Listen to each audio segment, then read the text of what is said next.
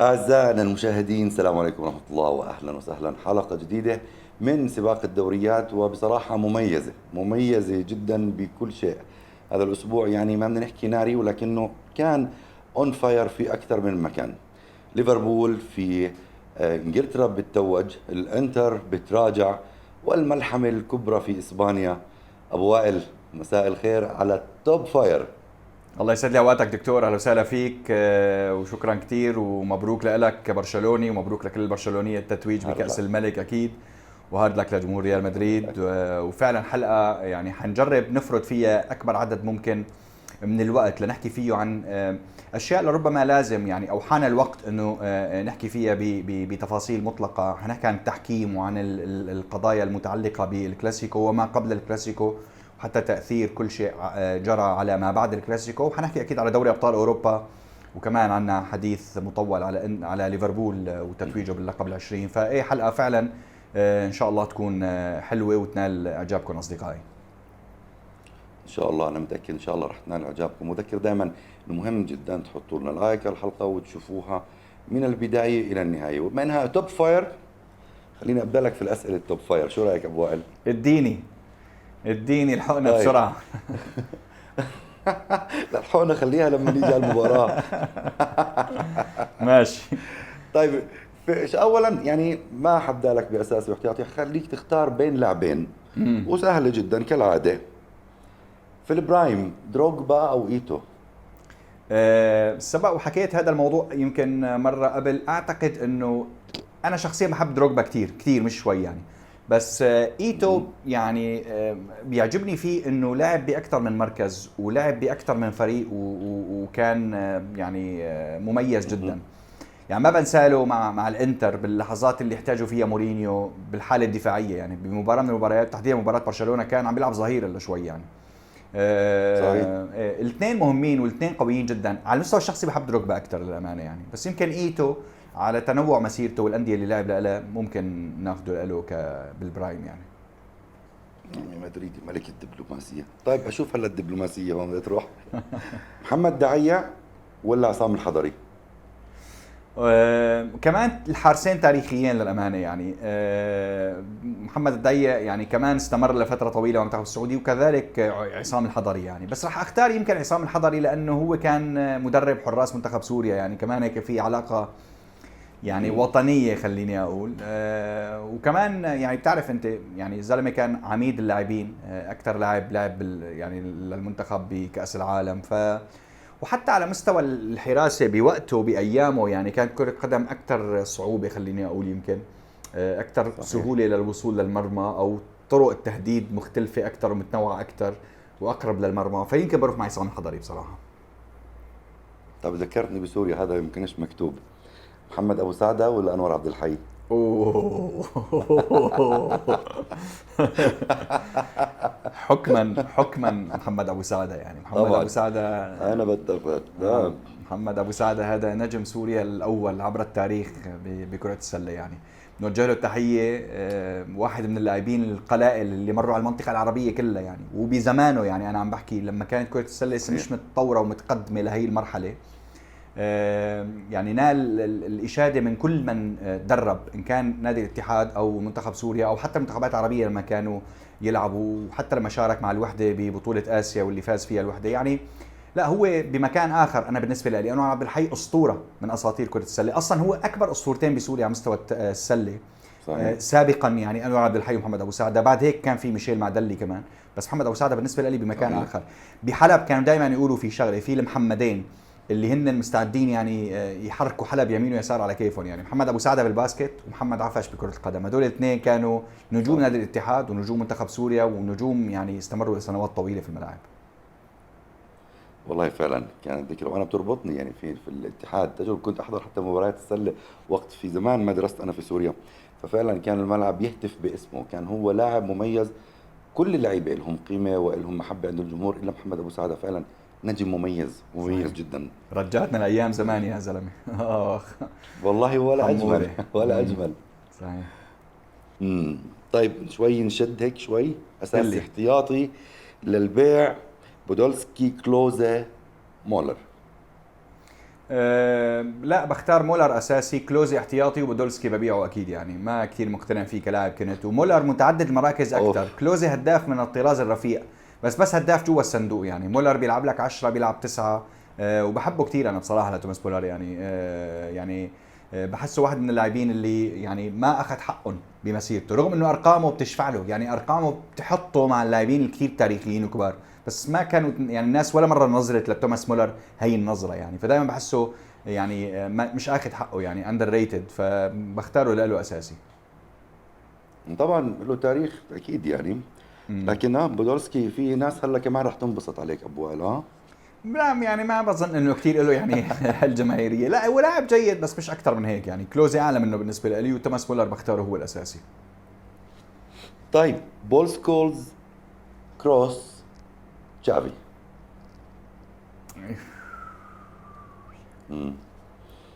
لهيك بدهم يدقوا فيني العالم بشو ما اخترت يعني. انا حاولت لازم احاصرك بسؤال.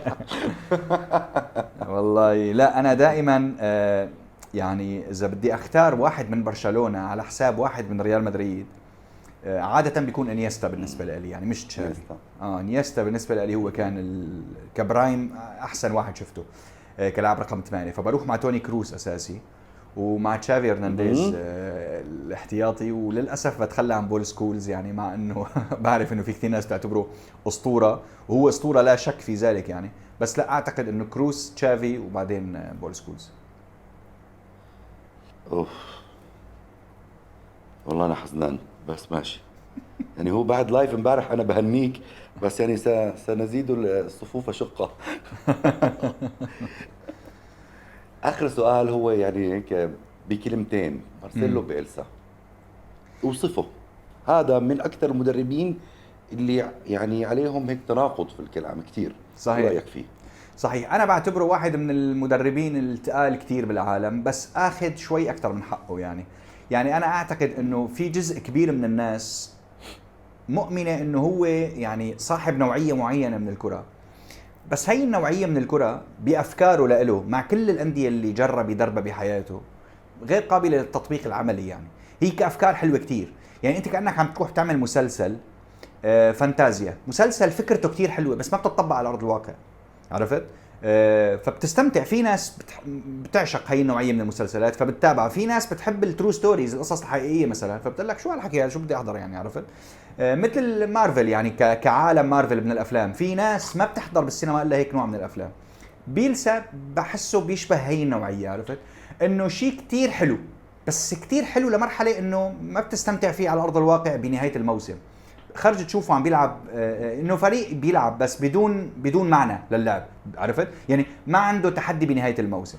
فاذا هي النوعيه من الكره، هو واحد من اجمل المدربين، شجاعين، جريئين، مجانين، مقامرين، شو بدك سميهم يعني، وبيقدم كره قدم حلوه وشجاعه وما بيخاف من حدا، وبيلعب باسلوبه، واسلوبه حلو، بس اسلوبه ما بيجيب نتائج يعني.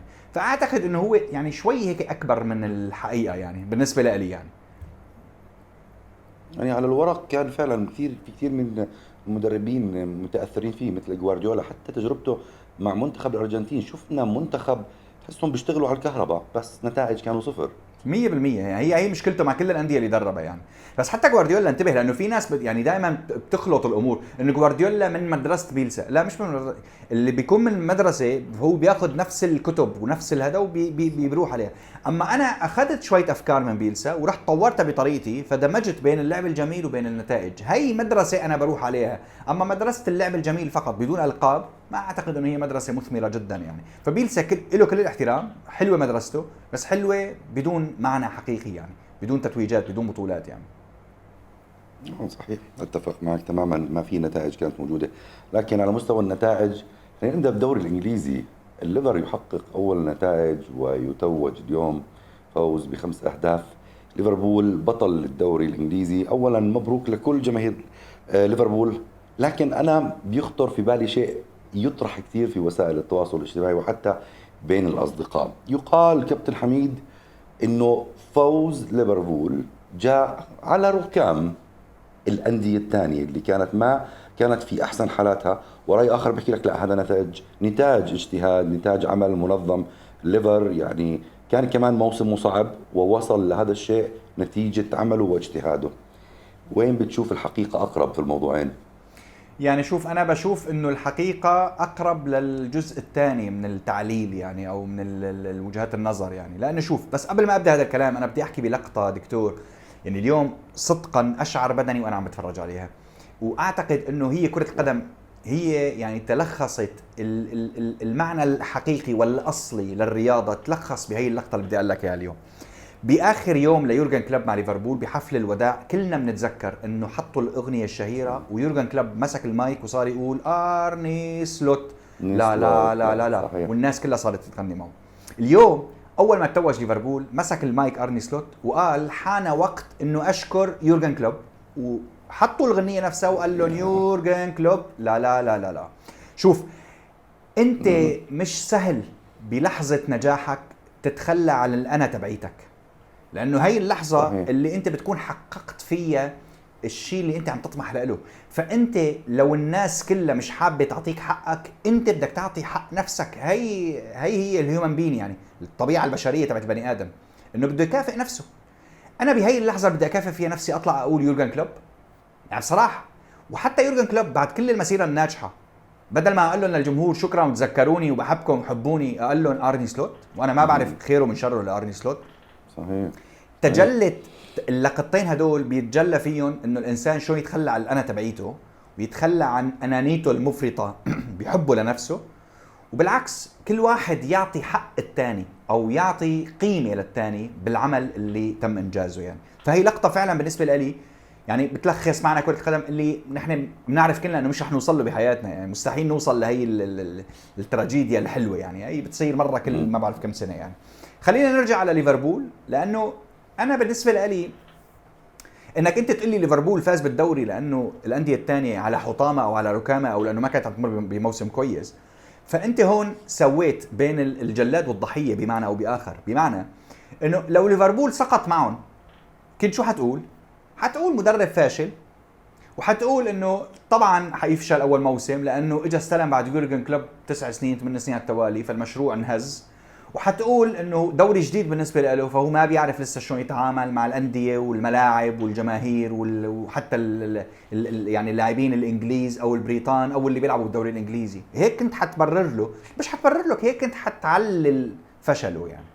طب هلا لما اجى نجح، طب مش لازم احكي نقيض هذا الكلام يعني بالمنطق، لحتى اكون ما سويت بين الجلاد والضحيه، لحتى اكون فرقت بين الفشل والنجاح، هذا الطبيعي يعني. فانا اذا نجح هو شو لازم اقول؟ لازم اقول انه بصراحه فاجأنا، لانه ما خلى مشروع ليفربول ينهز بعد 9 سنين مع يورجن كلوب. تعود على الاجواء الانجليزيه والملاعب المختلفه بسرعه البرق، فبالتالي قدر يربح كل المباريات وما تلقى ولا هزيمه على ملعبه الا مره واحده امام نوتنغهام فورست. مش لازم اقول انه هو يعني عمل معجزه، ليش لا؟ يعني لانه ليفربول ما كان حدا مرشحه حتى على مستوى اوبتا والاحصائيات او النسب اللي كانت حاططها للفوز بالدوري. اول ما بدي الدوري او يعني قبل ما يبدا الدوري بيوم او يومين، قديش كانت نسبه فوز ليفربول بالدوري؟ 5% فقط، 5% على حسب اوبتا. فاز بالدوري بفرق 15 نقطه يا رجل. طيب فاز وهو اقوى هجوم بالدوري، طيب فاز وهو اقوى دفاع بالدوري، طيب فاز وهو احسن شيء بكل شيء. احسن لاعب مدافع بالموسم فان دايك مدافعه، احسن ارتكاز بالموسم جرافنبرغ لاعبه، احسن لاعب بالموسم محمد صلاح هدافه.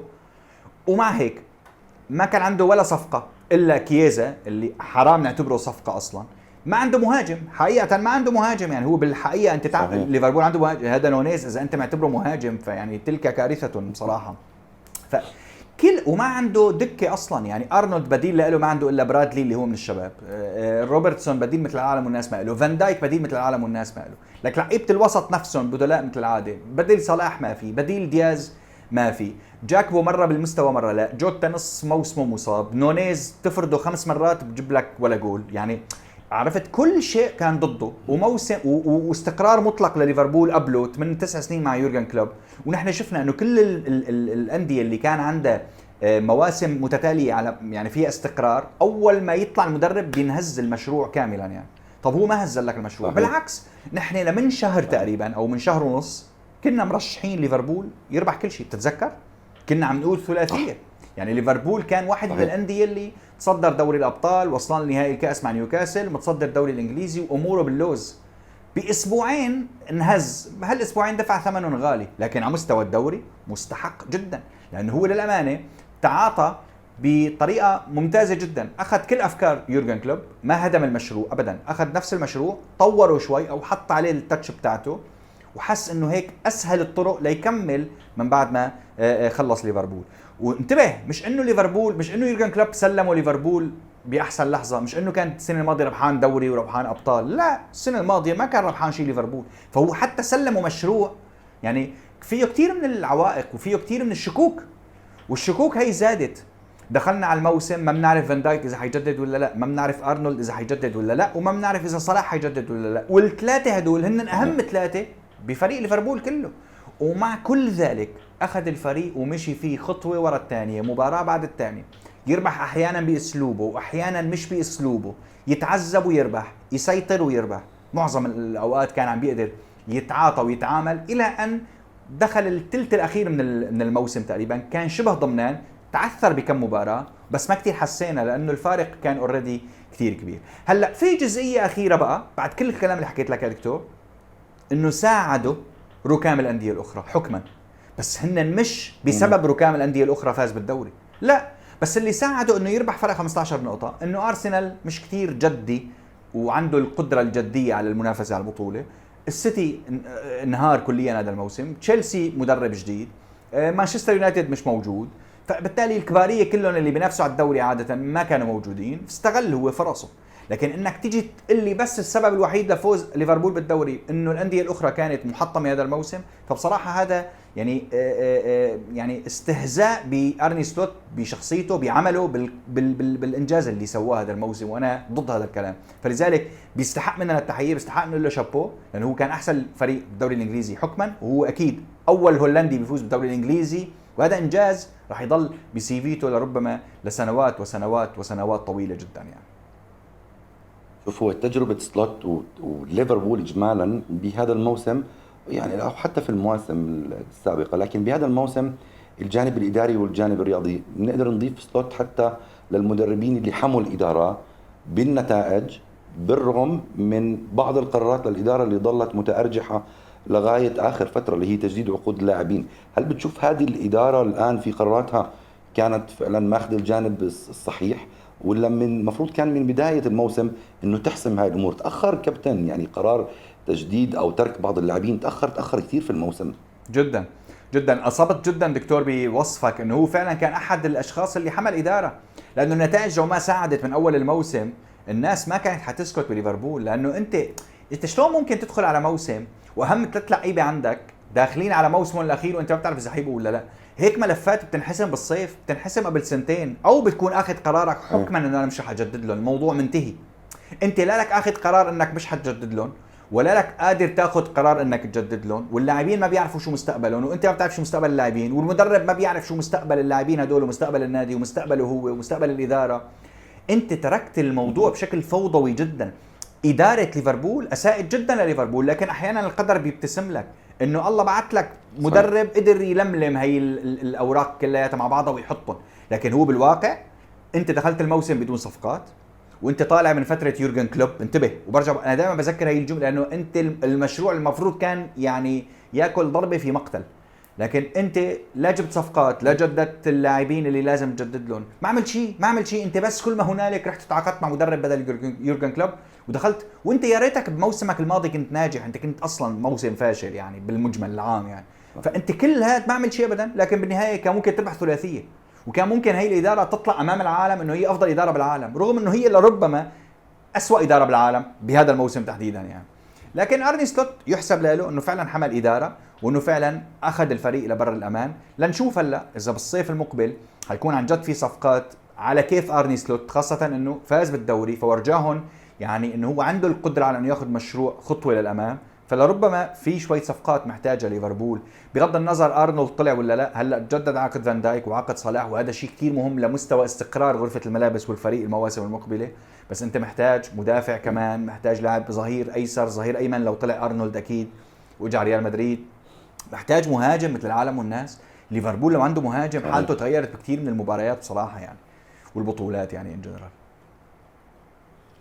حميد، كنا بنحكي انه كان ممكن يتوج بالثلاثيه وطلع بس فقط بالدوري. في نقطه مهمه في تكتيكات ليفربول انهم يعتمدوا على الاحصائيات والارقام، وهذا معروف يطبق حتى من ايام كمان كلوب. ويقال انه تم اختيار ارني سلوت بناء على ارقام واحصائيات، يعني بالاضافه للعقل البشري. هاي التجربه شو كان راح يكون مفعولها على كل الدوريات بافتراض تخيل ليفربول توج بالثلاثيه هاي السنه، وما كان بعيد عنها بالمناسبه. صحيح. يعني على الاغلب كانت حتصير مثل الضربات الركنيه تبع ارسنال، انه شافوها نجحت فالكل حيصير يجرب ينجحها بطريقته يعني. فلو فعلا الاحصائيات، وعلى كلام يعني كثير من الصحفيين انه فعلا ليفربول كثير بيمشي بموضوع انه يعني بيروحوا بيجيبوا نسب واحصائيات و يعني ذكاء صناعي لحتى يعرفوا الخطوه اللي لازم ياخذوها بالمدرب اللي بدهم يجيبوه او باللاعب اللي بدهم يجيبوه. لو فاز بالثلاثيه كان حتكون يعني نقله نوعيه لربما خطوه جديده لعالم كره القدم، انه ترى بالارقام انت بتقدر تعرف شو ممكن يصير معك يعني. بس هي بحياتها ما كانت بالارقام دكتور، انا هي الفكره ما بقتنع فيها. انا بفهم انه هي ممكن تساعدك بنجاحك الى حد ما يعني ممكن، بس مش هي النجاح يعني. ما ممكن تقيس النجاح على انه انا والله رايح عم بشتغل بذكاء صناعي او اجيب احصائيات وارقام، لانه الاحصائيات والارقام دائما لها جانب ايجابي ودائما لها جانب مخفي. يعني ما فيك تاخذ رقم واحد وتعلل عليه كثير من التفاصيل يعني. هذا الرقم بيفيدك بهي الجزئيه، الرقم هداك هو اللي بيفيدك بهي الجزئيه، بس ما بيفيدك بالجزئيه الاولى. فاذا انت بدك تكون اول شيء عم تتعامل مع اكثر من نوع، يعني من اكثر من نوع ارقام مختلف لحتى تقدر تبني الفكره اللي عم تحاول تفكر فيها يعني. اذا ارني سلوت جاء بناء على هي الارقام، فارني سلوت اعتقد انه كان اختيار ناجح جدا، واعتقد انه الارقام فادت جدا. بس انا دائما بحس انه لا، في عامل بشري واضح جدا بعيدا عن الارقام بيلعب دور كتير كبير بفشل ونجاح. الارقام تعطيك انديكيتورز انه هذا ممكن ينجح، بس مش اكيد نجاحه. الاكيد نجاحه هو الشخص لما يجي ياكد الارقام اللي انت جبته بناء عليها يعني. بس ما في تاكيدات انه اذا جبته بناء على الارقام او الاحصائيات، فهي الاحصائيات والارقام حتنجح لك هي الصفقه او تفشل لك اياها يعني. يعني هو اجمل ممكن تفسير نحكيه انه في منظومه وضعت بالعقل البشري وتم تدعيمها بالذكاء الاصطناعي والارقام، تدعيمها مش الاعتماد عليها. ممكن هون يكون فعلا العقل الصناعي او الارقام والاحصائيات بتساعد احيانا في سهو، بس اذا في عندك صانع الذكاء الاصطناعي جوارديولا سيتي وصل نهائي الكأس كمان. صحيح صحيح. بصراحة يعني كنت سعيد جدا انه وصل، مع انه نوتنغهام فورست بصراحة عامل موسم استثنائي، وللأمانة يعني كمان مدربه بيستاهل انه كان يوصل للنهائي. بس انا كنت حابب انه السيتي، لانه يا اخي على الاقل ما يطلع بأسوأ صورة بهذا الموسم. فهو عنده تحديين حتى الان ناجحان فيهم يعني. ياخذ الكاس، كاس انجلترا، فما حيطلع موسم صفري بموسم الانهيار تبعه، ويتأهل لدوري ابطال اوروبا الموسم القادم، وهو ناجح في هي القصه ايضا يعني.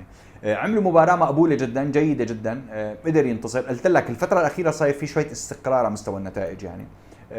صحيح. فايه انا بصراحه سعيد انه سيتي وصل للنهائي. حيواجه كريستال بالاس اللي اقصى استون فيلا.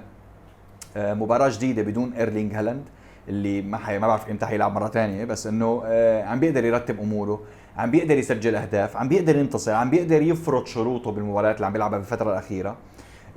بتحس حتى موضوع الاهتزاز تبع الشخصيه خف شوي عند السيتي، صار في عندهم كنترول على الجيم اكثر من الفتره الماضيه اللي سبقت، اللي دائما كانوا هن برا الموضوع كليا يعني. لا تحسن كثير يعني. حتى اخبار عودته لزوجته اللي انتشرت الفتره الماضيه صحيح. يعني لربما هي يمكن اكثر شيء عطته نوع من الاطمئنان الداخلي مره جديده، السلام الداخلي اللي كان فاقده كليا يعني. فخلينا نشوف حتى الناس ربطت انه اصلا سبب الانفصال كان انه حابب يجدد عقده. فهل اذا عاد لزوجته مره جديده، فهل هي تقبلت الفكره ولا هو قرر انه ما يجدد يعني؟ كمان هذا كويستشن مارك كثير كبير بصراحه، حنكتشفه لربما بنهايه الموسم اذا ما استمر السيتي جوارديولا مع السيتي. ففعلا هون نقدر نقول انه هو رضخ لزوجته وقرر انه ما يجدد مع السيتي. حنعرف وقتها ليش ما جدد جوارديولا مع السيتي يعني. فيعني اي فرصه للناس اللي ما بتسمع كلام نسوانا. شفتوا يعني الزلمه بالاخير رضخ كلنا بده يرضخ زي ما بقول المصريين، كلنا بناكل عيش في البيت ده. البيت ده طاهر وهيفضل طول عمره طاهر. هو عفوا بلشت مشاكله فعلا لما تنعكس على الرياضه من وقت مشاكله مع زوجته. صحيح. ويبدو فعلا الاستقرار رجع لما رجع لها. الله يديم عليهم المحبه امين يا رب. والاستقرار والهدوء ان شاء الله. امين امين. حبيبنا جوارديولا. بس خلينا نروح على المجزرة، على الكلاسيكو الفانتاستيكو، على المباراة المسروقة من نهائي دوري الأبطال. بس كابتن حميد قبل ما أحكي عنها بدي أحكي نقطة للمشجعين، بدي أحكي نقطة لصغار المشجعين وحتى المشجعين الكبار. الآن قديش بتشوف على وسائل التواصل الاجتماعي؟ أنا امبارح والله كبرشلوني في الفترة اللي تأخر فيها ريال مدريد بدي أطفي السوشيال ميديا وأطفي المباراة وما أحضر ولا تحليل وأهرب. بعدين شفتك لما طلعت على اللايف وحكيت على التحكيم وبكل شجاعة. يا جماعة، إذا كنت مشجع جيد، إذا كنت أنت مشجع حقيقي لفريقك، ستكون خصم حقيقي، وستكون صديق حقيقي، وستكون أخ وزوج وموظف في أي شيء. يعني أحيانا غضبك من فريق أو منافستك لفريق، أنا كشخص ويمكن حتى كابتن حميد بالزمانات بالتأكيد كنا بنملك هذه المشاعر العنيفة، ولكن كل ما الواحد بيكبر بتكتشف إنه هذا طريق خاطئ، وهو مش نوع أبدا من نحكي مثاليات. خلينا نسأل حالنا سؤال بصوت عالي، أنا شو فعلا بيمنعني إني أحكي لفريقي أو الفريق خصمي أو غريمي اللي أنا ما بتمنى يفوز بيوم، لما أحكي له good luck it was good game، هو على الأقل أنت بهذه اللحظة وفرت إنه يصير هجوم عليك لما أنت بتخسر، وهذا راح يسبب لك أذى وراح يخلي بعلاقتك في كل الأجواء المحيطة.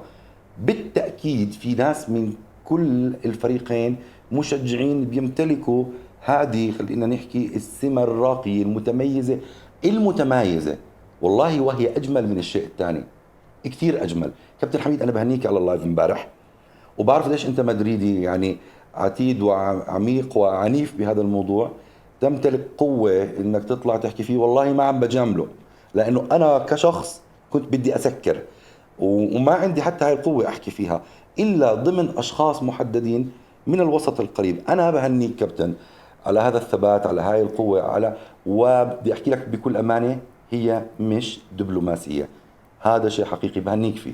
خلي لي اياك يا دكتور.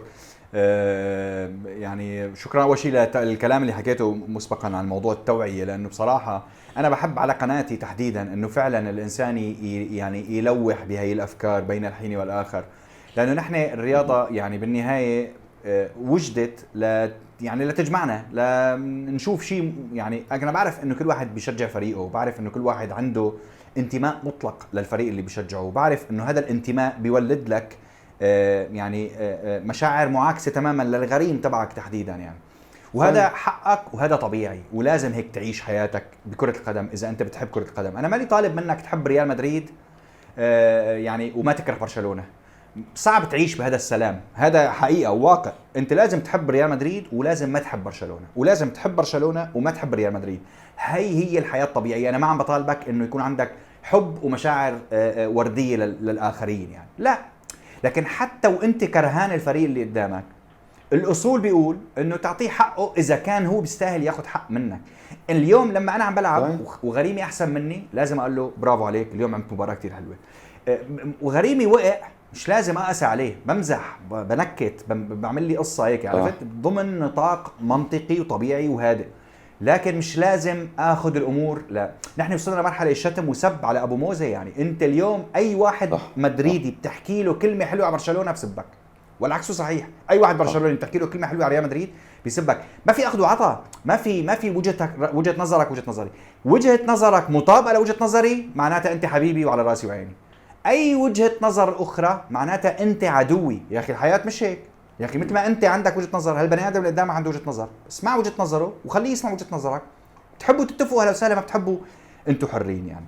بس هذا اللي حبيت اقوله، فشكرا لك وشكرا لهذا الكلام. وفعلا نحن عم نحكي على كلاسيكو كان اسطوري للامانه يعني انا بدي ابدا في شيء، هذه الفكره اللي حكيتها ما كانت الناس رح تتقبل. بدي ابدا كابتن حميد في موضوع التحكيم، وما كان حدا رح يتقبل انه نحكي عن التحكيم كبرشلوني ومدريدي ما بين نقاش الا قبل ما نوضح الفكره الاولى. وبرايي المباراه بدات قبل صفاره الحكم في موضوع التحكيم اللي كان خارج عن كل المعايير اللي احنا بنعرفها. كابتن حميد ريال مدريد يعني صعد لدرجة ما بعرف هل يعني بيريز كان يأخذ بيد ريال مدريد في هذا التصعيد الملحوظ، واضح انه موجه كان بيأخذ ليد ريال مدريد لبر النجاة ولا غرقوا بزيادة؟ شوف دكتور، هو الموضوع بصراحة يعني أنا بعرف إنه هو حيكون هلأ مثير جدا، وبعرف إنه يخلق جدل كثير كبير، وبرجع بقول لك هو كل إنسان عنده وجهة نظر، وأنا بحاول يعني جاهدا أجمع أكثر من وجهة نظر مع بعضهم لما بكون عم بحكي على شيء يعني، وتأكد تماما إنه مش رح أعطي حق لطرف على حساب الآخر، لا لفريقي ولا لغريمي على حساب فريقي يعني. هي القصة بالنهاية التحكيم مشكلة أبدية وأزلية بالدوري الإسباني. المشكلة بس وين بتصير؟ إنه أحيانا بترتفع وتيرة هي المشكلة، وأحيانا بتنخفض الوتيرة. أيام مورينيو وغوارديولا والحرب الشعواء اللي كانت بيناتهم، التحكيم كان داخل بقوة بالموضوع.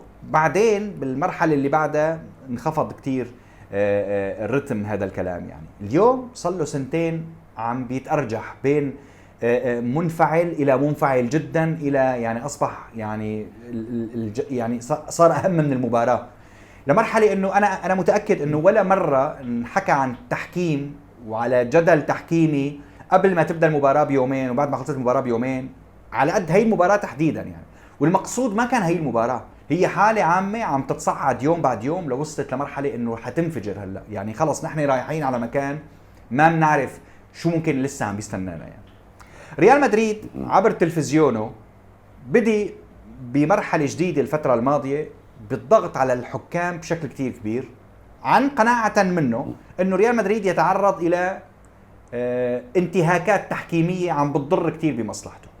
بس استناد ريال مدريد اصلا على الشكوى المستمرة على التحكيم جاء بسبب قضية نيغريرا اللي هي بالنسبة لريال مدريد ما تم حسمها لسه، فبالتالي هو عم بيعتبر نفسه انه هو متضرر لانه في فريق خصم عم بيستفيد. والاستفاده هون طبعا هذا موضوع طويل جدا، بس انه الاستفاده انه كان في دفع انا رح ارجع لك براي جمهور برشلونه، ماشي هذا لازم ارجع لك فيه عشان تكون الامور واضحه. نعم تماما. فاستناد ريال مدريد وضغطه بالتلفزيون تبعه مستند اصلا على قضيه نيغريرا وعلى انه في اخطاء تحكيميه عم بتصير بحق ريال مدريد يعني.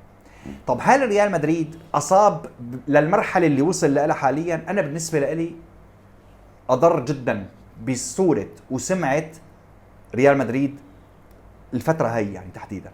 شوف بالنسبه لي بيريز، فلورنتينو بيريز هو الرجل اللي كتب اسمه بحروف من ذهب بتاريخ ريال مدريد، اوكي؟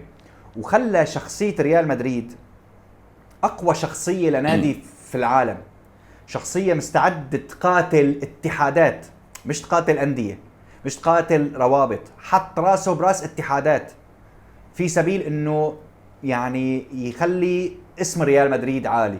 فهو كتب بانجازاته التاريخيه عبر البطولات بتحدي دائما، لكن ضمن الاصول والقانون، مش تحدي بلطجه يعني بالنهايه، بس انه ما كان يعني دائما يحسب له حساب. اليوم انت لما تسال اي حدا اكثر رئيس يحسب له دائما فلورنتينو بيريز هو اللي حيتصدر القوائم يعني بشكل عام يعني، سنواته الطويله وكل الاشياء اللي خاضها مع ريال مدريد يعني. لكن انا اعتقد انه بهي الفتره وبالطريقه اللي عم بيضغط فيها، اعتقد انه عم بيخلق مرحله سوداء بتاريخ ريال مدريد وبتاريخ الليغا بشكل عام يعني. انا مع انه يضغط على الحكام، وانا مع انه يجيب حق ريال مدريد. شوف المدريدي بحب انه الرئيس تبعه يجيب له حقه. انا اخي الحكم عم بيظلمني، جيب لي حقي، بجيب لك حقك. بس انت كتر الضغط بيولد الانفجار. انت وصلت لمرحله عم تضغط تضغط تضغط تضغط تضغط، الناس عم تتحملك لانه ما عندها القدره على مواجهتك، يمكن عم تتحملك يمكن لانه معك حق، عم تتحملك لانه لك صيت وسطوه والى اخره. لكن بلحظه من اللحظات انت لما تكتر اعدائك بدون ما تنتبه، هالاعداء حيلتفوا مع بعضهم وحيشكلوا قوه، وبلحظه من اللحظات حيرفعوا راسهم وحيقول لك بس لهون وقف، كلياتنا هلا حنواجهك. بهاي اللحظه مين حيخسر؟ اكيد ريال مدريد، لانه انت لا يمكن انك تفوز على الجميع بآن واحد يعني. انت ممكن تربح على خصمك لحاله، تكون محيد البقيه. اليوم انت عندك مشكله مع الاتحاد الاسباني، ومشكله مع الرابطه، ومشكله مع تيباس، ومشكله مع لجنه الحكام، ومشكله مع الحكام نفسهم، ومشكله مع الانديه. انت ما تركت لك صاحب يعني انت حرفيا اليوم ما تركت لك جوا اسبانيا على الاقل، هلا انا عم بحكي ولا واحد يدافع عنك من الناس اللي هن عندهم سلطه وعندهم قرارات بيقدروا يدافعوا فيها عنك. حتى جمهور ريال مدريد انا متاكد جزء كثير كبير منه بينه وبين نفسه اذا مش حابب يعبر عنه امام الجميع حيقول لك يا اخي تخنت شوي، والله تخنت. يعني انا طبعا ما عم بحكي على اللي صار ها بمباراه الكلاسيكو قبلها، لا انا عم بحكي لك هلا من اللي عم بيصير من بدايه الموسم. انتبه، التصرف العام. ايوه التصرف العام، انه انت كل حكم، كل رابطه الليغا بتطلع بتقول لك اكس واي هو الحكم تبع هي المباراه، بيروحوا بيلموا له بقى هالاكس واي كل الاخطاء اللي عملها بحطوا له اياها. يا اخي ما بيصير. طيب يا اخي هذا الانسان افترضه غلط، شايف هي الوثائق اللي عم بتجمعها شيلها وابعث لهم اياها لرابطه الليغا نفسه، وقول له شوفوا الحكم اللي حطيتوا لي اياه، وقول للناس انه نحن طلعنا وبعثنا لهم اياها. يا اخي اضغط على الليغا بعد شوي وقول لهم بعثنا لكم فيديو وحطيتوا لنا الحكم ورجع غلط، شو عملتوا بالفيديو اللي بعثت لكم اياه؟ بس ما ضروري تفضح للعالم، لانه فعلا الكلام اللي حكاه الحكم يعني بلحظه من اللحظات اوكي انت مذنب، اوكي انت غلطان يمكن بحق ريال مدريد بلحظه من اللحظات، بس شوهته. انت شوهته فعلا. الزلمه صار يبكي انه بالمؤتمر الصحفي عم بيقول لك الناس عم بيروحوا ابني على المدرسه عم بيقولوا له يا اخي انت ابوك لص يعني. طيب خليني بقى هلا انا بس بديت لك بقصه ريال مدريد، خليني اجي لك بقى على اللي صار. الرابطه بقى والاتحاد الاسباني اخترعوا شغله جديده بصراحه وزادوا فيها كميه الجدل يعني بطريقه غريبه، يعني كأن هن كانوا حابين هذا الجدل. مؤتمر صحفي للحكام. اوف، من ايمتى تخيلوا نحن بنعمل مؤتمرات صحفيه للحكام؟ يعني انا بعمري ما شفت حكم بيحكي، انا بعمري ما شفت له مقابله يا رجل لاي حكم تروح تعمل له مؤتمر صحفي وتجيب له صحفيين ويبدوا يسالوه. طيب حلو، عملت هذا الكلام لسبب او لاخر، الله اعلم شو هو يعني وشو نواياك اصلا تجاه هذا الموضوع. فخ لهجوم ريال مدريد. عم بقول لك يعني فخ وارد يكون فخ. عم بقول لك الله اعلم شو نواياك تجاه هذا الموضوع يعني. طيب اوكي، الحكم تبع حكم الساحه صار يبكي، صار يبكي، انهار نفسيا، الرجل مضروب نفسيا. عم بقول لك انا ابني عم بينظر لي كلص وعم بيقولوا له هيك بالمدرسه وانا مضطر اشرح له ليش الناس هيك عم تحكي عني، صار يبكي. طب حكم الفار قال لك نحن مش رح نسكت بقى ورح نتحد كلياتنا ورح نقاضي ريال مدريد اللي عم بيشوه صورتنا. حلو، خلص المؤتمر من هون، انفضحت القصص كلياتها من هون على السوشيال ميديا. طلع ريال مدريد قال لك يا اخي الكلام ما بيجوز، يا اخي قانونيا انا شلون بدي العب بكره مباراه والحكم اللي بده يحكم لي المباراه كان عم بيبكي من دقيقتين وعم بيبكي من تصرفاتي، والحكم الثاني عم بيقول لك بده يقاضيني. طب انا واحد بده يقاضيني بالمحكمه بيحكم لي مباراتي ليش؟ طبعا هون كمان طالب ريال مدريد بتغيير الحكام، الاتحاد الاسباني قال لك ما بغير، وعلل عدم تغييره بانه الحكام كلهم قالوا له انه اذا غيرت الحكام نحن مش رح نحكم المباراه، يعني لو غيرتوهم رضوخ. نعم رضوخ، بصير رضوخ لاراء النادي تماما، بصف النادي سلطته اقوى منه. نعم تماما. فقال لك الحكام قالوا لي انا اخي اذا غيرت لي حكام انا مش رح احكم.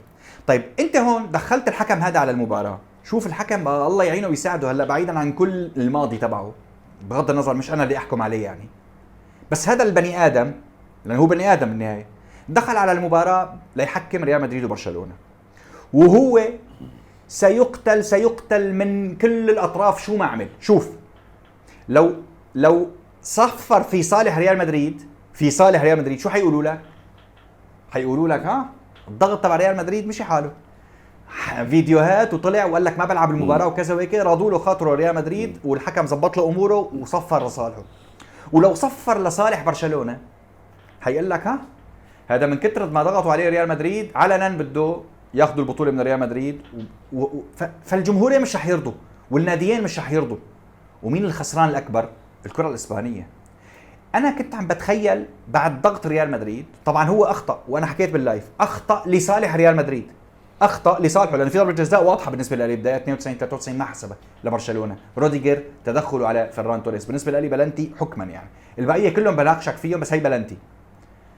تصور لو ريال مدريد راحوا لضربات الجزاء وما اجى جول كوندي وربح ضربات جزاء ريال مدريد، مصيبه، اقسم بالله مش بس مصيبه، مصيبه. كنا حنروح لمكان مصيبة. ما انا ولا انت ولا اي حدا بالعالم بيعرف وين ممكن يصير، لانه كان وقتها مثل ما كان عم بيهدد، اغتياله مهنيا، مثل ما كان عم بيهدد ريال مدريد انه ما يلعب، يمكن برشلونه يطلع يقول لك انا ما بلعب، يمكن برشلونه يطلع يقول لك انا اخر، وبرشلونه حيصير من بعد هي المباراه يقول لك يا اخي ما انا هذا الحكم ما بدي اياه وهذا الحكم بدي اياه، وحتصير قصه شوربه. انديه صارت تتدخل، اتلتيكو مدريد عنده مشكله مع ريال مدريد بده يخلصها، قال لك عن مع الحكام مع برشلونه بطلع بكتب بيان الانديه الثانيه. لا اوفر الموضوع، انا جاي اتابع كره قدم، انتوا سويتوا لي ارق نفسي، مش بس انا، الناس كلياتها. يا اخي كره قدم حلوه بس انت المشكله مدخلني بدوامه ما إلى مخرج، هي الدوامه للاسف يعني. ففعلا نحن وصلنا لارذل العمر بالليغا الاسبانيه هلا مره جديده بين ريال مدريد وبرشلونه والتحكيم. واتمنى من كل قلبي فعلا انه الموسم القادم يعني نفتح صفحه جديده نوعا ما على مستوى التحكيم، لانه الموضوع خلص انت بعد فتره من هذا الضغط اللي عم بتعيشه، من هي الحاله الهوجاء من الشتم والسب على السوشيال ميديا، بعد فتره حتقول لحالك يا اخي بلا ريال مدريد بلا برشلونه بلا ديكا حلوا عني، انا بدي اعيش حياتي، انا بشوف المباراه من بعيد لبعيد وبخلص. الليغا حتخسر، جمهور حيخسر، الانديه حتخسر، لا المدربين حيحبوا هي الاجواء ولا اللاعبين حيحبوا هي الاجواء. انت شايف عنصريه بكل الملاعب، مشاكل تحكيميه بكل الملاعب، انديه مش راضيانه، انديه بدها تتعاقب، انديه عليها يعني. لا انت ما تفكر حاله برشلونه احسن، يعني برشلونه كمان من سنتين وهو عم بيعترض على التحكيم، برشلونه كمان عنده مشكله مع الرابطه بموضوع اولمو وموضوع باو فيكتور، برشلونه كمان عنده موضوع باللعب المالي نظيف. يا اخي شو ما في غير هالليغا، كل اعذار الكوكب موجوده بهالبطوله، يعني انت فهمت شو قصدي دكتور؟ الموضوع مش بس تحكيم، صحيح. تحكيم ورابطه وتسجيل ولعب مالي نظيف وقديش بتصرف مصاري وقديش تو ماتش الموضوع بصراحه، يعني قلب الموضوع اوفر، يعني ما بقت مباراه كره قدم يعني، عرفت؟ فاتمنى انه شوي تنزل الوتيره الموسم القادم ويتحسن الوضع ونرجع نركز مره جديده على كره قدم، لانه اليوم اللي شفناه بالكلاسيكو على مستوى الفني شيء بيرفع الراس، شيء بشهي انك ترجع تشوف كلاسيكو مره ثانيه بصراحه يعني.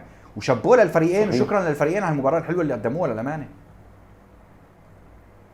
يعني بنهايه موضوع التحكيم مثل ما تفضلت كابتن، بتمنى الاتحاد الاسباني اللي فعلا بيضيق على الانديه الاسبانيه احيانا، وفي مشاكل في التحكيم مرعبه سواء على ريال مدريد على برشلونه، وكل واحد بقدرته انه بيضغط على هذا الموضوع. تفرجوا بس على هدول الناديين اللي بالرغم من كل مساوئ الاتحاد بكل ظروفه الا ما زالوا هدول الايقونتين بالعالم. كابتن حميد، مباراه مسروقه من نهائي دوري الابطال، مباراه جميله جدا تحبس الانفاس، ما بدك تخلص وبتحزن على اللاعبين بنفس الوقت انه لازم تخلص، لانه احنا تعبنا وهم تعبوا. والله احنا تعبنا يمكن اكثر منهم بصراحه كجمهور يعني شوف مباراه حبسه الانفاس. اول شيء لازم اقوله انه انا اول مره بشوف كلاسيكو الاثنين كانوا خايفانين من بعضهم كجمهور، وما كنت بعرف ليش جمهور برشلونه خايف بصراحه، يعني هي انا عم بقول لك اياها كاش. هلا انا كنت بعرف ليش جمهور ريال مدريد خايف، بس كنت استغرب من الناس البرشلونيه اللي انا بعرفهم عندهم ثقه مطلقه ببرشلونه، انه قبل المباراه هنا عم بيحكوا معي بيوم المباراه انه كابتن والله خوفانين، كابتن والله يمكن اليوم ريال مدريد يعمله. انت عم تقول لي يعمل ريال مدريد يا رجل، انا المدريدي عم بقول لك مش راح يعمل، عم بقول لك راح يربح برشلونه 3 و4. ففعلا كانت يعني حاله غريبه جدا. انا اعتقد انه نحن شفنا اجمل كلاسيكو اخر 3-4 سنوات، يعني لانه نحن عدى علينا سنتين الماضيات ريال مدريد كان دائما كعبه اعلى بالكلاسيكو، عدى علينا هذا الموسم 2 كلاسيكو برشلونه كان اعلى بكثير من ريال مدريد، فدائما باخر 6-7 كلاسيكو ما كان في توازن، يعني واحد احسن من الثاني دائما. يعني اجى هذا الكلاسيكو غير شوي الفكره اللي كانت متكرسه ال6-7 كلاسيكويات الماضيه، شفنا فريقين ند لبعضهم، طبعا مش طوال المباراه لان الشوط الاول اكتسح فيه برشلونه ريال مدريد، اكلوا بكل تفاصيل المباراه، بكل الارقام، بكل الاحصائيات، بكل الاكشنز اللي صار على ارض الملعب. دخل باحسن تشكيله هانز فليك، في مقابل تشكيله عليها كثير علامات الاستفهام لانشيلوتي، دخل بمندي بعد غياب شهر ونص واصيب بعد 8 دقائق وطلع، ودخل بفاسكيز اللي جربه بكل المباريات الكبرى وكان احد اهم اسباب فشل ريال مدريد هذا الموسم. ايضا الافكار تبعت الفريقين، فانت عم تحكي على انشيلوتي اللي دخل بدون اي فكره بهي المباراه، بس بده يدافع فقط. في مقابل برشلونه تعودنا يكون رتمه اسرع بكثير مع بدايه المباريات، خاصه امام الخصوم اللي بتتكتل بحاله دفاعيه متاخره، لكن برشلونه كان اهدى نوعا ما، تناقل الكره اكثر، لكن مع دخوله بالمباراه اكثر واكثر شفنا على الرتم تبعه، قدر يوصل اكثر من مره لمرمى ريال مدريد. وانا اعتقد وقلت هذا الكلام باللايف، لو خسر برشلونه امبارحه كنت رح الوم بس رافينيا، لانه بال1-0 اجته فرصتين لرافينيا يخلص اللعبه ويعمل 2-0، باللعبتين سدد برا المرمى بشكل كامل، كان متسرع جدا بصراحه، وكان في شويه عشوائيه في بعض اللقطات من لامين جمال. ايضا بدري على مباراته الحلوه اللي قدمها، بس مش احسن مباريات بدري ابدا، بدري كمان خسر عدد كبير من الكرات تحديدا بالشوط الثاني يعني. بس انه برشلونه بالاول اكتسح، سيطر 75%، 6 ركنيات 6 تسديدات، وريال مدريد مش موجود، لا ركنيات لا استحواذ لا تسديدات لا فرص لا ارتداد لا خروج بالكره، ما في شيء نهائي، الفريق بس عم بيدافع. احسن شيء عمله اصلا ريال مدريد بالشوط الاول انه بس عرف يدافع في معظم دقائق المباراه يعني. لكن برشلونه كان ذكي بالشوط الاول، كان ذكي لانه كان بيعرف انه ريال مدريد ما بيعرف يدافع لفتره طويله من الزمن، بيفقد صبره، مش صبور بالحاله الدفاعيه، لانه فريق غير مبني على الحاله الدفاعيه اصلا، هو مبني على الحاله الهجوميه او الارتداد او قطع الكرات. طول ما انا ما عم بخليه يقطع مني كره فانا حاصر ريال مدريد بنقطه ضعفه، وهذا اللي صار فعلا. استحواذ شبه مطلق. اول مره ارتد ريال مدريد او وجد انه عنده مساحه، عمل التمريره من انفراد لريال مدريد قلبت لجول لبرشلونه. طبعا حتى الجول ما جاء نتيجه فقط تمريره من بدري. اول شغله بدك تحكي على كوبارسي وقطعه للكره، لانه هي اللقطه انا بالنسبه لي هي اهم من اي شيء تاني صار بجول برشلونه. لانه كوبارسي منع انفراد صريح لفينيسيوس جونيور. بدري والفيجن اللي بيمتلكه بقى، انت بهي اللحظه اللي مسك فيها بدري الكره لما توقف بتشوف ريال مدريد كان واقف بشكل ممتاز، 4 مدافعين كانوا واقفين على فكره، الظهيرين مع قلبين الدفاع، وامامهم لاعبين الوسط، يعني كان تشاوميني وكان سيبايوس. لكن شو اللي كان صاير؟ انه رافينيا ولامين جمال على الاطراف، وكان فيران توريس مع اولمو بالمساحه اللي بين خط الوسط وخط الدفاع. فهذا الكلام خلى لعيبه دفاع ريال مدريد ما كتير يتراجعوا بسرعه، لانه كان في لاعبين توقعوا بدري تمريرته حتكون شوي يعني للاعب الوسط، يعني لاولمو او توريس، لكن شفنا انه فيجن سريع انه لا انا بقدر احطها ورا فران غارسيا، لعب له التمريره. الغلطه الثانيه تبعت ريال مدريد او الغلطه الاولى هون بقى انه الفريق ارتد بس ما بيعرف يرتد، يعني هذا اللي قلت لك اياه انه هو ما بيعرف يدافع، فارتد باكبر عدد ممكن من اللاعبين، لكن تركوا المنطقه كلياتها لبدري اللي رقد بهي المساحه وراح سدد. طبعا هون ما بلوم بس دفاع ريال مدريد وخط وسطه، بلوم اكثر شيء رودريجو، اكثر لاعب لربما بلومه، لانه لما تاخذ اللقطه من الطرف الثاني يعني من عند جول برشلونه وانت شايف هلا باتجاه مرمى ريال مدريد، اللحظه اللي قطع فيها كوبارسي الكره واجت لعند بدري، هون بيلينغهام كان عامل مجهود بدني، يعني كان قاطع كره وكان راقد بهي الكره وعمل التمريره. طبعا اخطا بيلينغهام، لانه لما تطلع بيلينغهام بهي اللقطه اول ما انقطعت الكره واجت لعند بدري كان حاطط ايده على راسه، يعني انه اوف زعل لانه ما لعب التمريره بشكل صحيح. ممتاز، بس انت كمان نحن هون مش جايين ناخذ اللقطه، انت هون بدك ترقد، بدك تقطع الكره من بدري، المفروض رده فعلك تكون اسرع. لكن اللاعب اللي بلومه اكثر رودريجو، لانه لما تشوف كيف راحت الكره للامين جمال، اذا بتراقب بدري كان بدري عم يرقد، خلفه مين كان؟ رودريجو كان عم يتمشى. رودريجو لو رقد مع بدري بهي اللحظه لانه لاعب لحاله فالمفروض ترقد معه، يعني هذا الواجب، ما كان سدد هي الكره اصلا، وبالتالي ما كان جاء جول برشلونه. فانت عم تحكي على يعني اشياء ساذجه جدا من ريال مدريد بالحاله الدفاعيه. بالشوط الثاني ريال ما كان عنده شيء يخسره، مع تبديلات انشيلوتي، مع نزول مبابي اللي اعطى عمق اكثر لريال مدريد بالحاله الارتداديه والهجوميه والسرعات، ضغط ريال مدريد وبصراحه طلع برشلونه من اللعبه. يعني في 20-25 دقيقه ريال مدريد كان اقوى هجوميا دفاعيا، استخلاص الكره، استحواذ، خلق فرص، لعب على الاطراف، الضرب من العمق، عمل كل شيء ريال مدريد وسجل هدفين بهدول الفتره اللي كان يعني مستحوذ فيها وكان افضل فيها على الاطلاق. يعني هون شفنا انه يعني طبعا خفف الرتم ودخلنا الدقائق الاخيره من المباراه، وبصراحه يعني لازم اقول انه برشلونه ما استسلم، لكن ما كان عم بيقدر يخلق فرص بعد ال2-1، يعني الفرص ما كانت موجوده، الريال كان واقف صح وكان عم بيقطع كرات وكان هو اللي راكب الجيم بشكل عام، يعني الى ان جاءت لقطه التعادل بخطا فادح من كورتوا. يعني انا بالنسبه لي كورتوا بيتحمل هذا الهدف يعني 100%، يعني لانه طلعته بصراحه فتحت المرمى وخلت فيران توريس يرجع برشلونه بلحظه برشلونه كان فيها غير قادر على انه يرجع يعمل كنترول على المباراه مره ثانيه. استحوذ على الكره بعد 2-1 اكيد، لكن ريال مدريد كان واقف صح وكان ماشي باللعبه صح. انا بالنسبه لي يعني بصراحه يعني انا بتفق معك لغايه موضوع الهدف الثاني اللي هي عوده برشلونه. بتعرف كابتن لما ريال مدريد بيوصل ل 2-1 اللي احنا بنعرفه عن ريال مدريد وما تبقى من الوقت من المباراه، متوقع انه يرجع ويسكر نفس التسكير اللي كان عامله بالشوط الاول، صحيح، لكن بشكل تكتيكي اكثر. الهدف اللي اجى من اختراق يعني او من فراغ في العمق وريال مدريد متقدم، وليش طمع؟ يعني انت اذا رجعت سكرت صعبت الدنيا على برشلونه، وكمان صار عندك فرص للمرتدات بشكل اكثر 100%. فتح العمق بهذا الشكل ما كان مفسر لريال مدريد 100%. انا حتى باللايف كنت عم بقول انه هذا كان خطا استراتيجي بالنسبه لريال مدريد، يعني ما كانت بالنسبه لي ما كان له داعي. انا بفهم انه الريال كان حابب، يعني لانه هو شاف انه هو امتى نجح بالسيطره على برشلونه، لما كان على ضغط عالي. يعني هو لما كان مرتد بالخلف بشكل كامل برشلونه كان اكل ريال مدريد اكل. هو امتى نجح يطلع ند لند بل انه يتفوق على برشلونه؟ لما بلش يضغط ويقطع كرات. فلما فتح اللعبه يعني بالمعنى الاخر، لما اللعبه صارت مفتوحه تفوق ريال مدريد. فهو كان عنده خيار انشيلوتي انه انا ارجع اسكر مره جديده، بس بجوز ما اعرف اسكر لانه برشلونه بيعرف يوصل، او انا شايف حالي راكب اللعبه خليني مثل ما انا. بس تبين انه هو خطا استراتيجي، لانه برشلونه بالمرتدات خطورته بتشبه خطورته لما يكون معه الكره. برشلونه كثير خطر بالمرتدات، يعني تمريرات لامين جمال خلف الاظهره وخلف القلوب الدفاع رهيبه يا رجل، خارج القدم وباطن القدم يعني.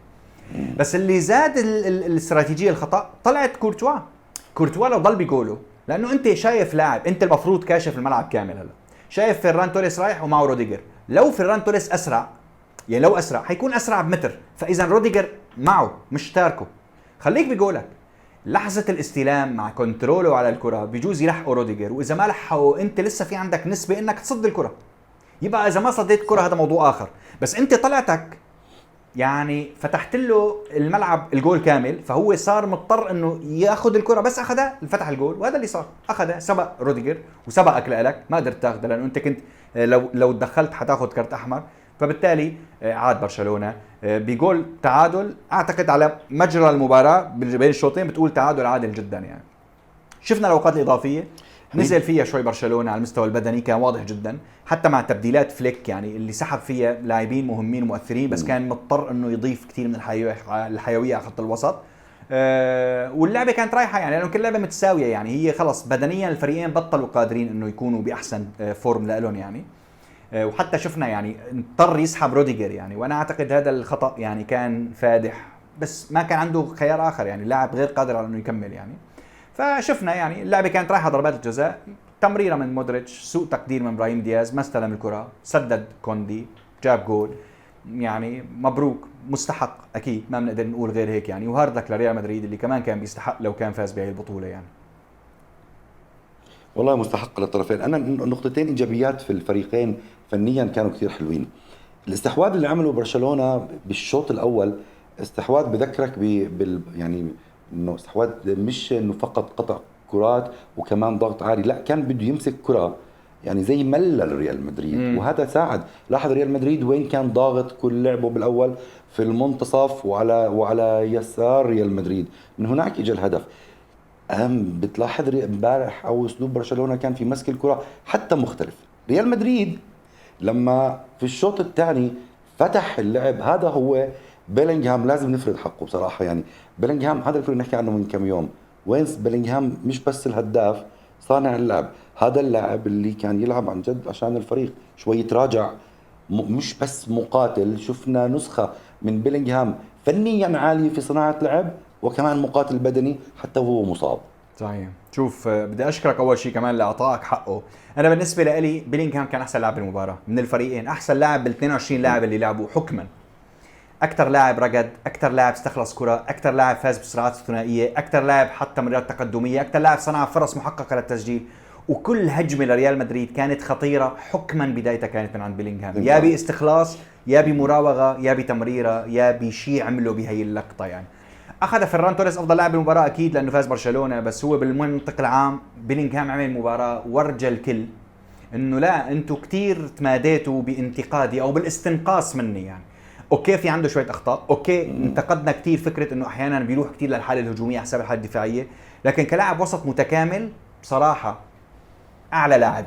بدري بحبه كثير وعلى راسي وعيني، ويمكن يكون مثل بيلينغهام يعني. انا ما بحب اعطي واحد على حساب الاخر، رغم انه انا شايف انه فعلا في توجه هلا انه يخلقوا عرفت هي الثنائيه اللي نبدا نقارن فيها موسم بعد الاخر، بدري ولا بيلينغهام يعني. بالنسبه لي الاثنين جيدين، لكن سبق وعلقت على موضوع واتمنى انه ما يعني هلا استهدف مره جديده، لانه وقتها سمعت كلام كثير قاسي يعني.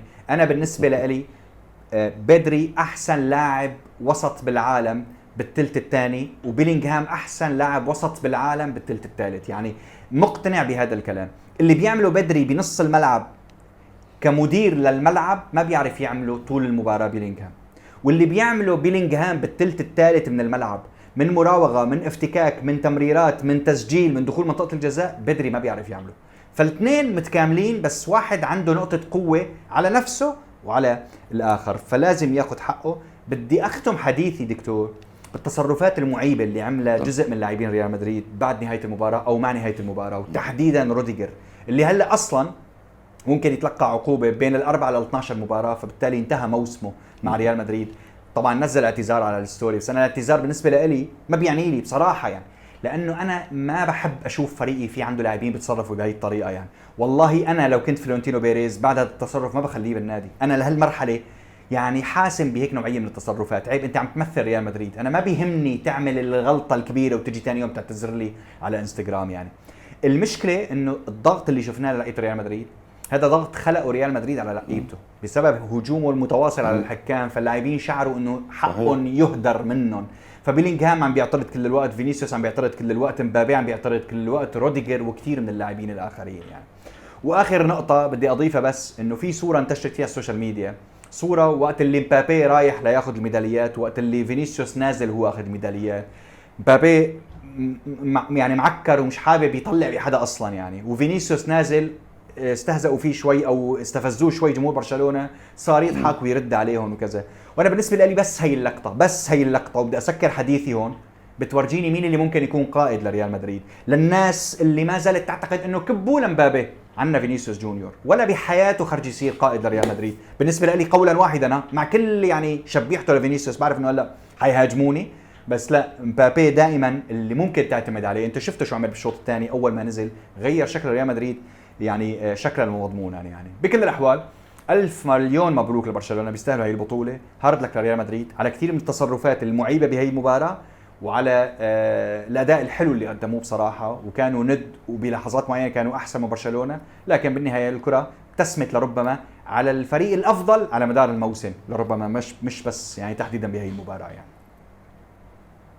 وانا كمان بحكي لك هارد لك على ريال مدريد ولجمهوره، ومبروك لبرشلونه. هي الايام دول، مره هيك ومره هيك. كانت مباراه جميله، اجمل ما كان فيها او اللي بيواسي في الطرفين جمال هذه المباراه، وانه الفريقين ظهروا بمظهر مشرف جماهيرهم وعلى الاقل مرضي للطرفين. صحيح. واختم بشغله، انا اسف دكتور، اختم بشغله لازم ياخذوا حقهم كمان برشلونه. شكرا لبرشلونه اللي وقف بشكل ممر للعيبه ريال مدريد لما كانوا رايحين ياخذوا الميداليات يعني. صراحه يمكن ما كانوا مضطرين يعملوها يعني، بالنهايه كان ريال مدريد ممكن يروح وياخذ الميداليات لحاله، لكن انا يعني متاكد انه هي الاخلاق الرياضيه العاليه جدا اللي زرعها بهذا الفريق هو هانز فليك يعني. الرجل المحترم جدا اللي كل مره نسئل على انشيلوتي حكى بطريقه حلوه، اللي كل مره نسئل على ريال مدريد حكى بطريقه ايجابيه وحلوه. بحبه جدا لهانز فليك، بحب شخصيته الرياضيه القياديه، وهو مش بس زرع افكار رياضيه بفريقه، هو زرع اخلاق ايضا بهذا الفريق يعني. ان شاء الله تكون هيك المواسم القادمه على نمط نفس نهايه هاي المباراه من الاخلاق والروح الرياضيه للفريقين. ان شاء الله ان شاء الله بتكون في المواسم القادمه بهذا الشكل ان شاء الله. هارد لك كابتن حميد. تسلم لي يا دكتور، خلي لي اياك. حميد، وليس بعيدا يعني عن اللي صار بالكلاسيكو وتبعاته دوري الابطال، يعني عندنا احنا ثلاثه الارسنال وباريس، والاربعه برشلونه والانتر، كله مترابط ببعضه، بس كفتين ميزان مختلفتين تماما. باريس والارسنال يعني فريقين اكثر رواء اكثر هدوء. مباراه رح تكون قويه جدا، الفريقين رايقين بمعنى اصح، الدوري تبعهم مش مشتعل كما يحدث في الطرف الثاني، يعني يبدو ما رح تكون في كل كفة ميزان. المنافسة أكيد هي شرسة، بس الفرق ما أخذت هذا الجانب من الراحة والهدوء زي ما هو موجود في برشلونة والإنتر.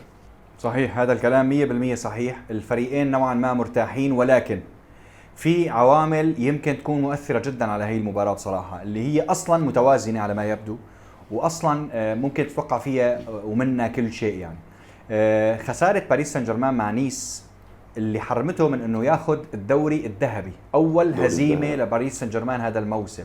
قديش ثمنها حيكون غالي ولا رخيص، هذا الشيء رح نعرفه بمباراه ارسنال، لانه انت بتعرف انه دائما الانديه اللي بيكون عم ترقد وراء هدف وهمي، مش هدف كثير مهم بالحياه يعني، لكن طول يعني مثلا سلسله انتصارات متتاليه او عدم هزيمه متتاليه او تسجيل بعدد مباريات متتاليه، دائما في اهداف تنخلق معك ضمن الموسم يعني. لما تضلك عم تلحق اللحظة اللي بيوقف فيها هذا الهدف أحيانا بتأثر. هلا اجت هاي اللحظة بالنسبة لباريس سان جيرمان قبل يومين ثلاثة من مباراته بدوري الأبطال بنصف النهائي يعني. فهل حتكون فعلا مؤثرة ومكلفة، ولا لويس انريكي حيعرف يتعامل معها ويعني ما يعطيها أهميتها ويخلي اللاعبين يحسوا إنه ما في لها اهميه اصلا باللي حيصير مع ارسنال. هي واحد. اثنين، وهي جزئيه مهمه جدا انا بالنسبه لي، 5 مباريات على التوالي عثمان ديمبلي ما عم بيسجل، وهي اكبر لربما يعني حاله حيواجهها او حاله صعبه حيواجهها باريس سان جيرمان. انت بتعرف انه من اول الموسم الكل كان متالق باريس سان جيرمان بسبب انه عثمان ديمبلي كان عم بيسجل بشكل متتالي. هلا غاب عثمان ديمبلي، هلا الناس ربطت معه بسجل ديمبلي خسر باريس سان جيرمان، الموضوع ما له علاقه انا اعتقد يعني، لكن راح يكون له علاقه امام ارسنال، لانه ارسنال واحد من اقوى الدفاعات، انت بتعرف هو اقوى دفاع بانجلترا ومن اقوى الدفاعات باوروبا، تلقى عدد اهداف كتير قليل يعني. فبالتالي ارسنال يعني جاي من حاله معنويه يعني عظمى، مطلع ريال مدريد وربحانه ذهاب واياب، وعامل لعبتين ممتازات امامه، ومتعامل مع ظروفه الصعبه جدا بافضل طريقه ممكنه، وطلع بمكتسبات لاعبين كتير ضمن الموسم، واهمهم لويس كيلي على سبيل المثال يعني. فبالتالي ساكا اصبح جاهز وفت تماما، اوديغارد موجود، مارتينيلي موجود، ديكلان رايس باحسن حالاته، توماس بارتي اموره تمام، صليبا موجود، لويس كيلي موجود، رايا يعني حارس الامان والاطمئنان، حتى على اليمين بن وايت موجود. فانت عم تحكي هلا على شبه تشكيله متكامله بالنسبه لارسنال. وارسنال بيميزه كثير من الاشياء، اول شغله انه هو صار له فتره مش مرهق على مستوى الدوري، لانه الفرق كبير مع ليفربول، فكان عم بيلعب كل مباراه على قدها يعني، ما كان عم بيعطي اكثر من امكانياته او من حجم المباراه اللي عم بيلعبها. واحد. اثنين، مستوى الشخصيه عند الفريق تطور جدا على ما يبدو هذا الموسم، والتطور هذا اذا ما كان ملموس عند اللاعبين والمدرب، يعني ما كان في احتكاك عم بياكد لهم انه الشخصيه كثير صارت ممتازه. فمباراتي ريال مدريد اكدت للمدرب للاعبين انه نحن فريق صلبين جدا على المستوى الذهني، قادرين انه اقدامنا تكون على الارض، وانه بمستوانا نتاهل ونربح على اي خصم راح نواجهه يعني. وهجوميا الفريق متنوع، وخاصة بوجود ساكا واوديغارد، فانت بتعرف انه الفريق على الارتداد ممكن يعمل خطورة ويشكل مشاكل، وبتعرف انه باريس سان جيرمان اظهرته دائما بتطلع، فبالتالي هون في عندنا الصراع راح يخلق بين نونو منديش وساكا، هل حيقدر يوقفه ولا لا، مثل ما وقف محمد صلاح، لانه هي واحدة من اهم اسرار نجاح ارسنال بشكل عام بمباراتي ريال مدريد، بس بشكل عام بدوري ابطال اوروبا يعني. وحتى اشرف حكيمي مع مارتينيلي يعني. في كمان فالفريق ارتدادا على الارتداد مستواه ممتاز ارسنال، حتى على مستوى صناعه اللعب، صناعه الخطوره، استحواذه على خط الوسط، المثلثات والمربعات اللي بيقدر يشكل ارسنال كمان بتشكل خطوره كتير كبيره، وصبور جدا هذا الفريق. وارسنال فيه ميزه حكينا عليها يوم ريال مدريد، انه هذا الفريق متلون على حسب الخصم، فاذا شاف باريس سان جيرمان عم بيضغط عالي ومستحوذ على الكره، ما عنده مشكله انه يرتد ببلوك منخفض، يدافع ويلعب على المرتدات، والكل بارسنال بيلعب خلف الكره، ما في عنده لاعب متعالي انه بيدافع او ما بيدافع، الكل بيدافع وبيعرفوا يسكروا المرمى كثير منيح. باريس سان جيرمان خسران هاي المباراه، عثمان ديمبلي عم بمر بحاله سيئه على مستوى التهديف، لكن كل شيء جيد اخر بالفريق يعني، ما في شيء، ما في عندهم مشاكل. احسن من احسن اظهره اليمين واليسار بالعالم موجوده عندهم. نونو منديش مستوى خرافي، اجا واحد مثل بروفايل محمد صلاح احسن لاعب دوري الانجليزي يعني الغاه تماما بلعبتين، ونفس الشيء اشرف حكيمي على لويس دياس ولا على جاكبو، هجوميا الاثنين كانوا مؤثرين. خط وسط باريس سان جيرمان هو مصدر قوته الاساسي، خط وسط عنده الكثير من القدره على الاستحواذ، الكثير من القدره على بناء اللعب، الكثير من القدره على الفوز بالصراعات الثنائيه والالتحامات ان كانت الارضيه وان كانت الهوائيه، وايضا الكثير من القدره على صناعه الفرص.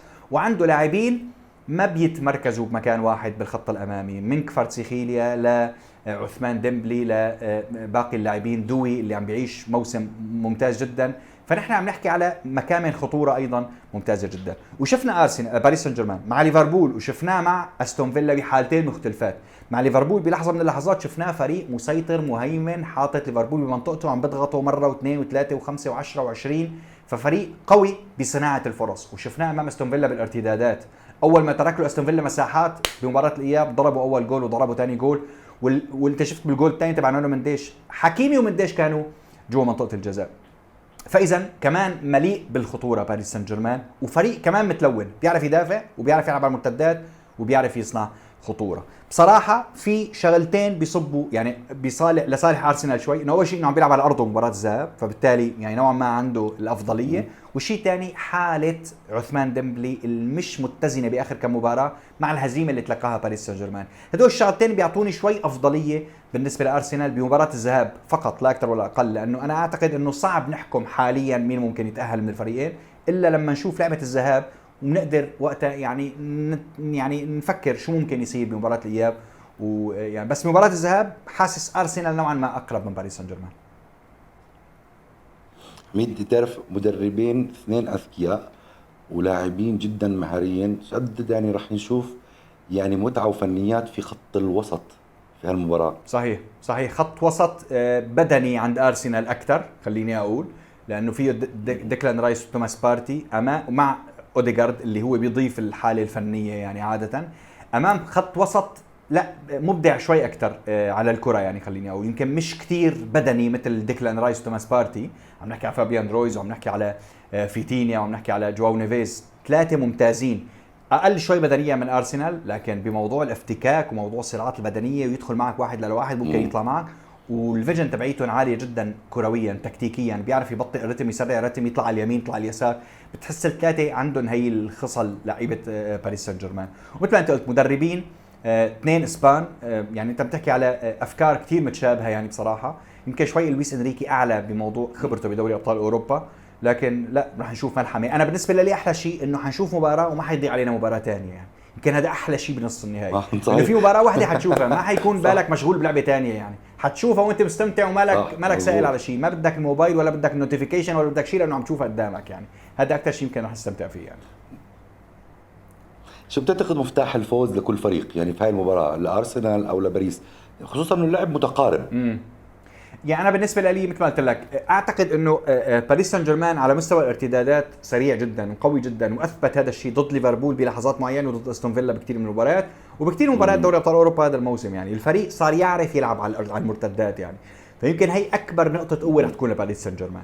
هلا ارسنال فريق بيعرف يلعب على الارتداد، بس حتى باللعب المنظم فريق قوي جدا وبيقدر يخلق مساحات. مشكله باريس سان جيرمان الابديه بالنسبه لي انه دائما عندي مشكله بواحد من قلبين الدفاع، يعني ممكن يغلطوا.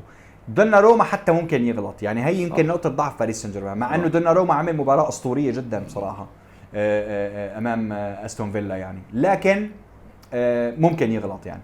فيمكن هي نقطة ضعف باريس سان جيرمان. بس قلت لك ارسنال باللعب المنظم بيقدر يخلق خطورة وبيقدر يسجل اهداف يعني.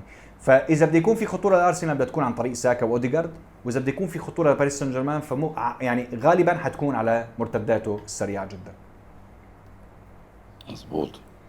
بس الطرف الثاني كابتن يعني كجلمود صخر حطه السيل من علي، الانتر انهار وخسرت كل شيء، ما تبقى له الا مباراته تقريبا مع برشلونة ينقذ فيها موسمه، لانه بعد خسارته الان في الدوري وخسارة في الكأس شو صار في الانتر؟ شو سبب هالانهيار السريع؟ شو السبب ما حدا بيعرف، يعني ما في سبب واضح ومقنع للأمانة، يعني انهيار مفاجئ ومرعب. يعني تخيل هالرقم دكتور، أول مرة أرسنال بيخسر 3 لعبات على التوالي وبال3 مباريات ما بيسجل ولا جول من 2012. الانتر من 2012 أول مرة. يا رجل أنت من شهر كنت عم تعمل لنا الجمهور 5، وبعدين قلت لنا أنا آسف كان لازم أقول لكم 6 لأنه بدنا نجيب كل البطولات. تخسر الكأس، تخسر من مباراة بالدوري قبلها، خليت نابولي يعادلك، رجعت خسرت المباراة هي بالدوري مع روما وخليت نابولي يربح ويتصدر عليك. يعني انت راح الدوري وراح الكأس وشكلك رايح مع دوري الأبطال كمان. يعني حتى مؤتمر الصحفي حاول يركز على الأشياء الإيجابية وقال لك إنه ما له علاقة دوري الأبطال، وإنه رح نروح على برشلونة بشخصيتنا القوية بدون خوف، يعني احترام بس بدون خوف. يعني في مشكلة عند الانتر ذهنية واضحة جدا، هذا الفريق لم يعد قادر بالأسابيع الأخيرة على أنه يستمر بشخصيته القوية بأسلوبه القوي. بس شو المشكلة؟ هل الفريق تأثر نفسيا؟ هل سيمون إنزاغي فشل بتهيئة الفريق على أنه يلعب على كل البطولات مع بعضهم بنفس الوقت؟ يعني هل بدنيا الفريق وقع ما قدر يستمر؟ هل عمق الانتر ما تم استغلاله بأفضل طريقة ممكنة؟ أو البدلاء مش على قيمة الأساسيين فشفنا دروب لما كان عم بيعمل روتيشن بمباريات معينة؟ يعني كثير من الاسباب. انا مش من متابعين الانتر الدائمين يعني بكل مبارياته، بس للامانه انهيار رهيب جدا. فبالتالي انت عم تحكي على انتر، اول ما تحكي عليه نص نهائي دوري ابطال بتاخذ كل هالاسباب هي بتحطها اول شيء بكفه الميزان، انه قديش تكون مؤثره على الانتر بمباراته مع برشلونه.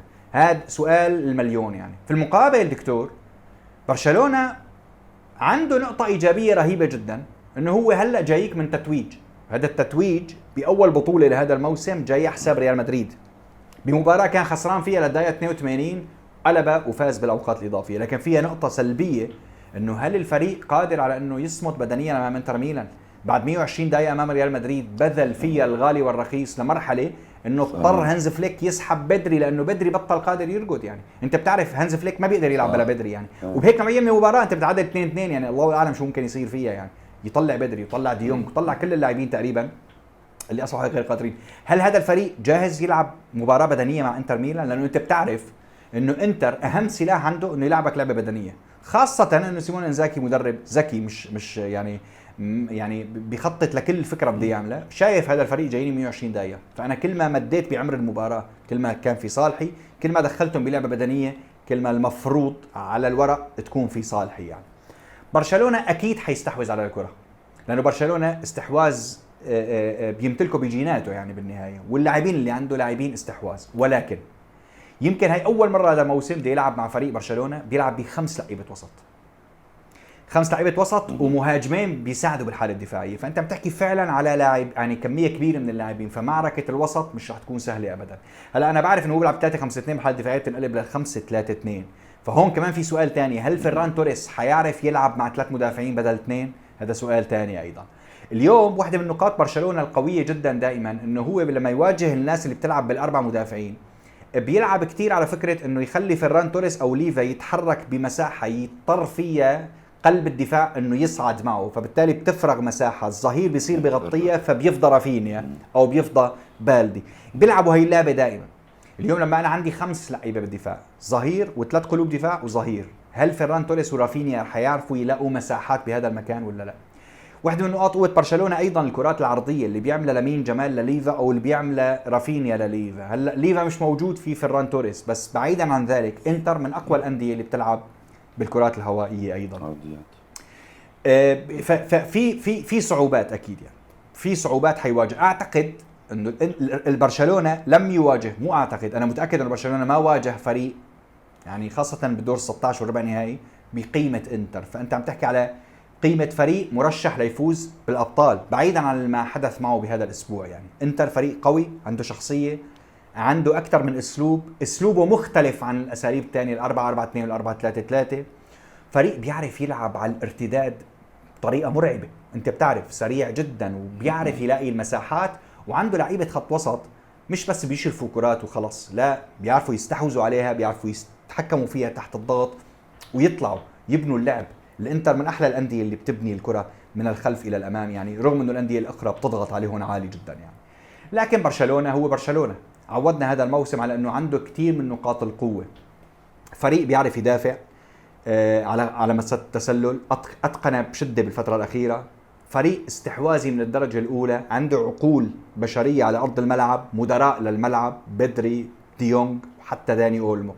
واولمو مع فيران توريس مع رافينيا مع لامين جمال، هذا الرباعي بدي يتشكل مع بعضه بحيث انه الكل حركي جدا، ما عندهم مركز واحد ملتزمين فيه، خاصه اولمو وفيران توريس بيعرفوا يعملوا سويتشات ويبدلوا مع بعضهم، وفيران مع رافينيا كمان كتير بيكون فيه سويتشات. فكمان عنده كتير من نقاط القوه برشلونه. يعني اعتقد انه اذا في نقطه قوه لبرشلونه هيك قد تكون واضحه جدا وكبيره جدا، فهي قدرته على انه يخلق هاي السويتشات، يخلخل فيها قلوب الدفاع، خاصة انه حتى الانتر بتحسه مش لعبان كتير بدوري الابطال مع اندية من نوعية برشلونة. يعني فريق بيعرف يسرع الرتم كتير، ما بييأس، عنده شخصية، وصار قادر بالفترة الأخيرة على انه يقلب الملعب لسيرك ل10 دقائق ربع ساعة بيطلعك فيها من المباراة وبيثبت نفسه بهي المباراة. يعني اما الانتر ففريق ممتاز بالصعود بالكرة، ولما قال لك ممتاز بالصعود بالكرة فبرشلونة واحد من اكثر الاندية اللي بتواجه مشاكل امام الفرق اللي بتعرف تطلع من الكرة من الثلث الاول للثاني بسهوله، لانه هون بتبدا بتلاقي مساحات. يعني عرفت؟ فعم نحكي على فريق عنده كواليتي، بيعرف يكسر تسلل، عنده كواليتي بيعرف يبني لعب، وعنده كواليتي بيعرف يلعب الكرة من الثلث الثاني للثالث. فحتكون فعلا كمان مواجهة تكسير عظام للأمانة بالنسبة لي يعني. فمنتظرين، بس أكيد برشلونة عم بيلعب على أرضه بين جمهوره، فبالنسبة لي بعطيه الأفضلية بهي المباراة يعني. طب كابتن اعطينا توقعاتك للمباراتين. هلا قلت لك توقعات صعبه، بس بدي اتوقع بس مباراه الذهاب يعني. انا بالنسبه لي مثلا ارسنال ممكن يربح 2-1 على باريس سان جيرمان، وبرشلونه ممكن يربح 2-1 على انتر ميلان بمباراه الذهاب يعني. ربما هيك يعني 2-1، الاربع فرق حتسجل، بس برجح ارسنال وبرشلونه يربحوا بمباراه الذهاب يعني. بس انتصارات مش حاسمه يعني، انتصارات حتترك اللعبه للاياب، هي اللي حتكون اللي تقرر مين اللي حيوصل للمباراه النهائيه يعني. يعني فعلا من امتع المباريات او من امتع حتى الادوار. انت شو متوقع؟ يعني انت شو متوقع دكتور؟ انت شو اعطيني توقعاتك؟